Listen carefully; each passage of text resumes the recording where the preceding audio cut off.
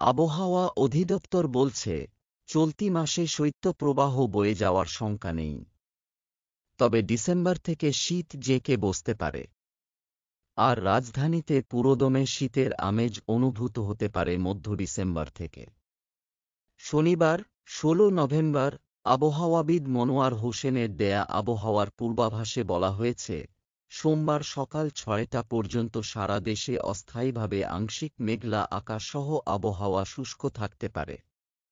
এই সময়ে সারা দেশে রাত ও দিনের তাপমাত্রা সামান্য কমতে পারে। আর ভোরের দিকে দেশের নদী অববাহিকায় হালকা কুয়াশা পড়তে পারে। একই সঙ্গে বর্ধিত ৫ দিনের আবহাওয়ার পর্যালোচনায় এ অবস্থার উল্লেখযোগ্য পরিবর্তনের সম্ভাবনা নেই বলেও জানানো হয়েছে। ডিসেম্বরের মাঝামাঝি ঢাকায় শীত পুরোপুরি জেঁকে বসতে পারে। এর আগ পর্যন্ত স্বাভাবিকভাবেই তাপমাত্রা কমে আসার কারণে শীত অনুভূত হবে।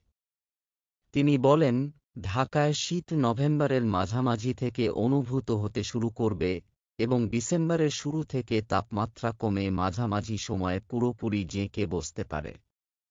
শীতের সম্ভাব্য সময়সীমার ব্যাপারে এই আবহাওয়াবিদ বলেন, নভেম্বরের শেষ সপ্তাহে রাতে ঠান্ডা অনুভূত হবে এবং দিনের তাপমাত্রা কমতে শুরু করবে।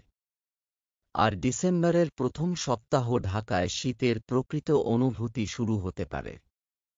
আর জানুয়ারির মাঝামাঝি সবচেয়ে বেশি ঠান্ডা পড়ার সম্ভাবনা রয়েছে।